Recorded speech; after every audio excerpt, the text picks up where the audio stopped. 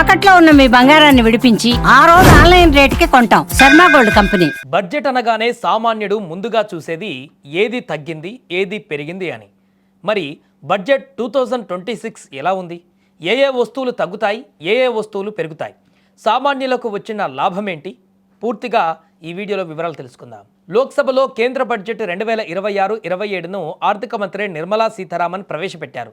వరుసగా 9వసారి బడ్జెట్ను సమర్పించి ఆమె సరికొత్త రికార్డును సృష్టించారు. వికసిత్ భారత్ థీమ్తో రూపొందించిన ఈ పద్దు దేశాన్ని అభివృద్ధి పట్టాలపై పరుగులు పెట్టించే సంస్కరణల ఎక్స్ప్రెస్ అని మంత్రి అభివర్ణించారు. 2025లో చేపట్టిన 350కి పైగా సంస్కరణలే దీనికి పునాది అని స్పష్టం చేశారు. ఈసారి నిర్మలమ్మ మధ్యతరగతికి, విద్యార్థులకు మరియు రోగులకు తీపి కబురు అందించారు. ముఖ్యంగా విదేశాలకు వెళ్లే వారికి, అక్కడ చదువుకునేటువంటి విద్యార్థులకు భారీ ఊరట లభించింది. విదేశీ ప్రయాణ ప్యాకేజీలు, విద్యా ఖర్చులపైన వసూలు చేసేటువంటి TCS రేటును 5% నుంచి 2%కి తగ్గించారు. విదేశాలకు టూర్కు వెళ్లాలనుకున్న వారికి కూడా ఈ బడ్జెట్ తగ్గనుంది. మధ్యతరగతి ప్రజలకు మరియు రోగులకు బడ్జెట్లో ఊరట లభించింది.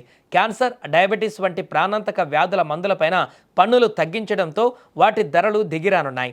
వీటితో పాటు సోలార్ ఉత్పత్తులు, లెదర్ వస్తువులు, బీడీలు, బ్యాటరీలు, CNG మరియు బయోగ్యాస్ ధరలు తగ్గనున్నాయి.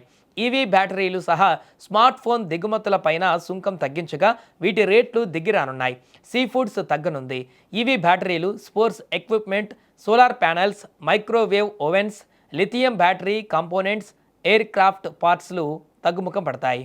రైతులు మరియు నిరుద్యోగులకు భరోసా, ఉపాధి కల్పన మరియు వృద్ధిని ప్రోత్సహించే దిశగా బడ్జెట్లో కీలక ప్రకటనలు వెలువడ్డాయి. మత్స్యకారుల ఎగుమతులను ప్రోత్సహించేందుకు రాయితీలు ప్రకటించారు. అటు రైతులకు PM కిసాన్ సాయం పెంపుపైన సానుకూల సంకేతాలు ఇచ్చారు. దేశవ్యాప్తంగా కొత్తగా 20 జలమార్గాలను అభివృద్ధి చేస్తామని, ఫిష్ రిపేరింగ్ కేంద్రాలను ఏర్పాటు చేస్తామని మంత్రి తన ప్రసంగంలో పేర్కొన్నారు. ఇక ఓవైపు వరాలు కురిపిస్తూనే మరొక వైపు కొన్ని వర్గాలపైన పన్నుల భారం మోపారు ఆర్థిక మంత్రి. స్టాక్ మార్కెట్లో ట్రేడింగ్ చేసే వారికి ఇది చేదు వార్తే. ఫ్యూచర్స్ అండ్ ఆప్షన్స్ పైన సెక్యూరిటీ ట్రాన్సాక్షన్ ట్యాక్స్ను 0.02% నుంచి 0.05%కి పెంచారు. అలాగే ఎప్పటిలాగానే సిగరెట్లు, మద్యం ప్రియులకు ధరలు షాక్ తగిలింది. ఎక్సైజ్ డ్యూటీ పెంపుతో వీటి ధరలు మండుతున్నాయి.